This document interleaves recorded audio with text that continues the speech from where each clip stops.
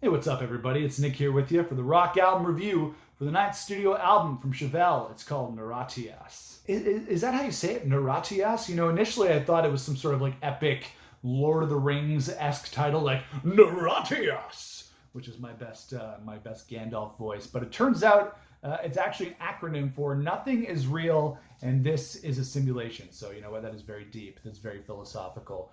Chevelle are going to the Matrix on this album. But Pete Loeffler, the lead singer of Chevelle, did say that this is a concept album. He was very inspired by kind of spacey themes and Elon Musk and SpaceX and all that kind of stuff on this record, which is very evident in the overall theme and lyrical content of the album. So yeah, it's kind of cool. It's a concept album, and I just love saying Niratias.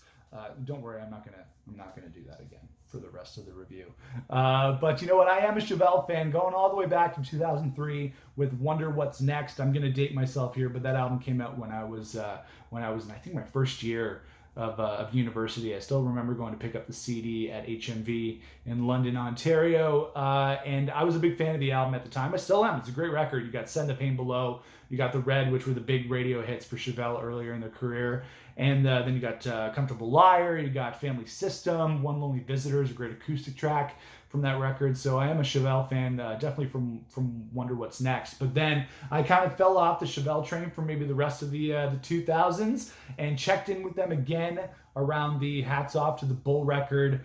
Really love that one with, you know, the title track and Face to the Floor. We played those a lot when I was on the radio. And then La Gargola was a great album as well with Take Out the Gunman, which is, I love that song. That is heavy. It's awesome. The riffs are great. The melodies are great. And, you know, obviously Pete's voice is fantastic. I know that Chevelle get a lot of comparisons to Tool, but, you know, I can understand that, but I don't really think they step on Tool's toes too much. I think there is some musical similarities going on. Maybe the voice of Pete and Maynard James Keenan are kind of similar. But, you know what? I think Chevelle have more than blazed their own trail in rock over the last, 20 years or so, and I was very much looking forward to Niratias. God damn it, I did it again.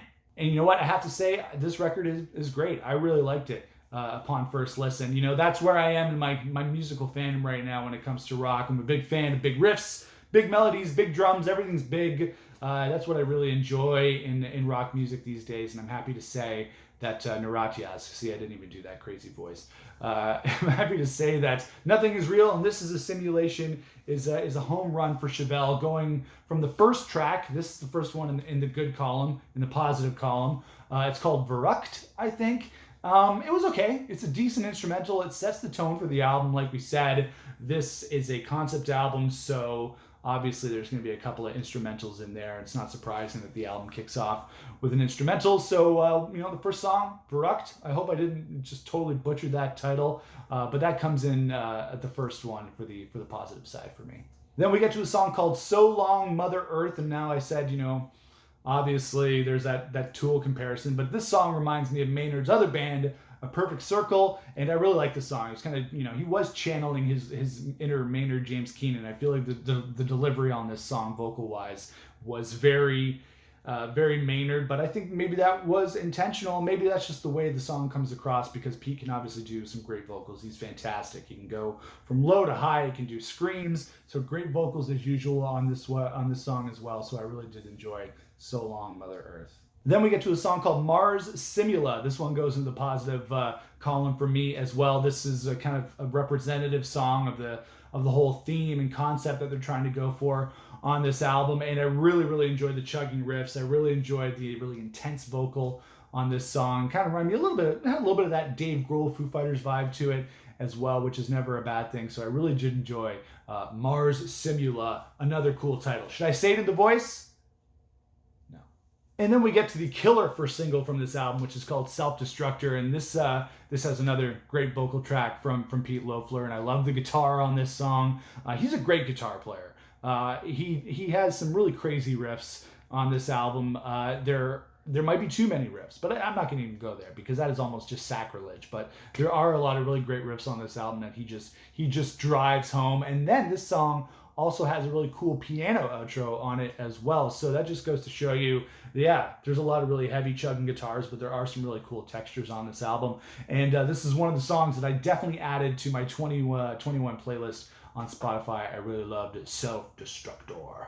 And then we get to a song called Pistol Star, Gravity Heals. This is actually one of my favorite songs on the record. It kind of reminded me a little bit of Royal Blood, and I know that Royal Blood has received some flack lately for their newest singles for being a little bit dance rock, but you know what? Chevelle also go a little bit dance rock on this song. I'm not saying the whole thing. The verses especially have a little bit of that Royal Blood bop to them a little bit, and dance rock is not a bad term. Just because, you know, it's got a little bit of a beat to it and you can shake your ass to it a little bit doesn't mean that that doesn't rock, because it absolutely does. And there's some crazy screams from Pete at the end of this song, so I really enjoyed Pistol Star, Gravity Heals, which is, you know, another title and another kind of song that fits with the overall vibe of nothing is real and this is a simulation. Then we get to a song called Peach. This is the second single from the album, and this is also one of my favorites from the record so far. I really dug this song. It's got a killer solo in it. It's definitely an album highlight for me, and that whole "Who do you trust" line that Pete sings in that song is fantastic. So that's definitely a highlight for me. I loved Peach.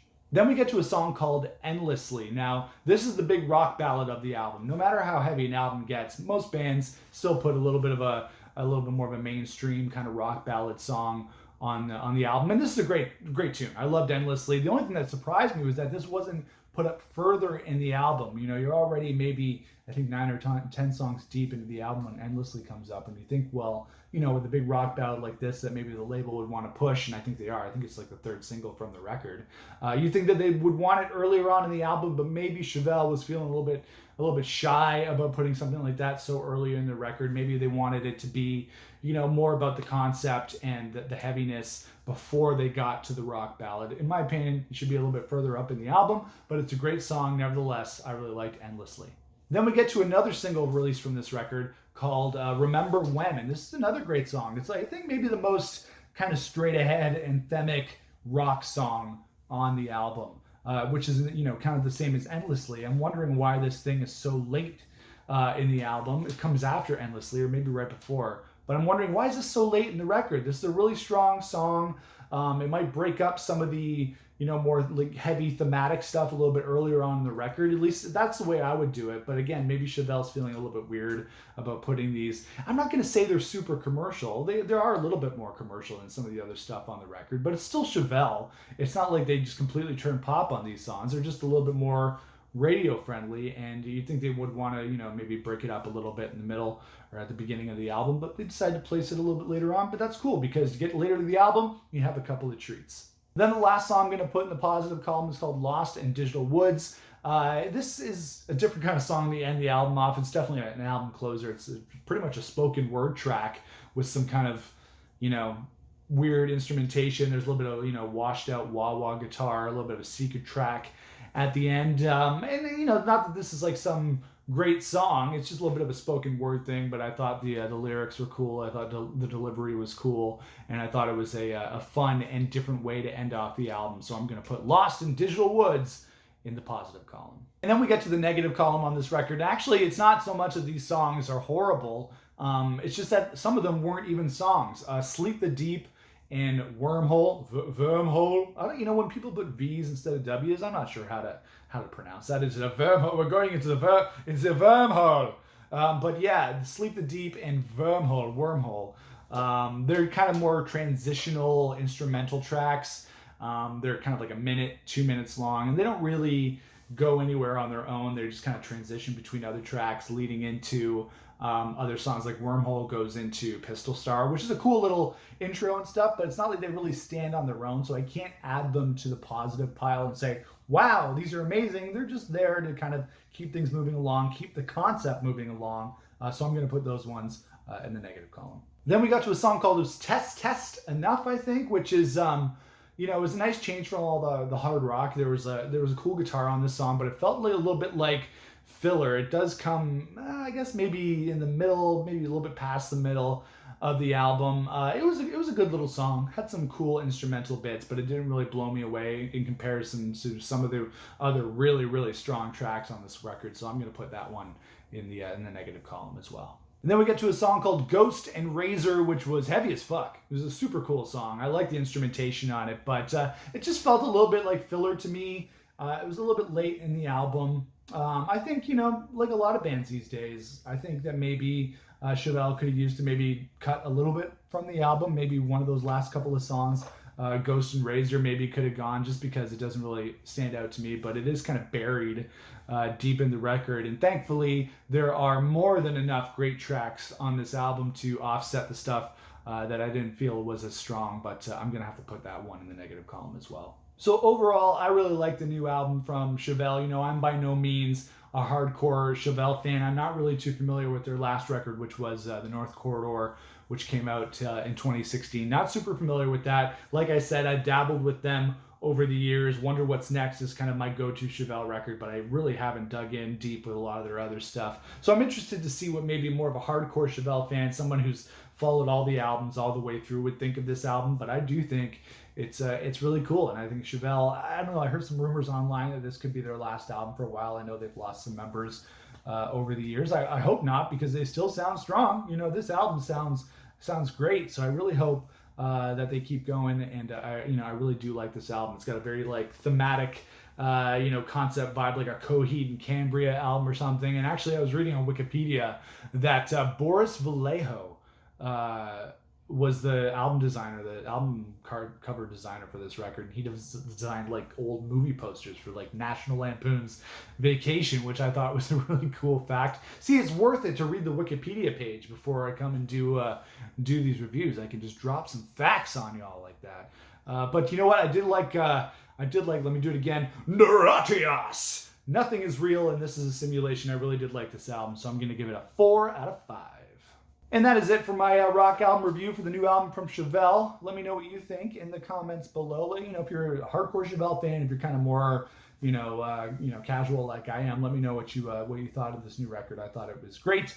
Make sure to subscribe to the channel. Make sure to hit the notification bell so you don't miss out on any videos that we put up in the future. Follow me on Twitter @TheWalkingNick, and we'll see you guys again in another rock album review. See you next time. Niratias!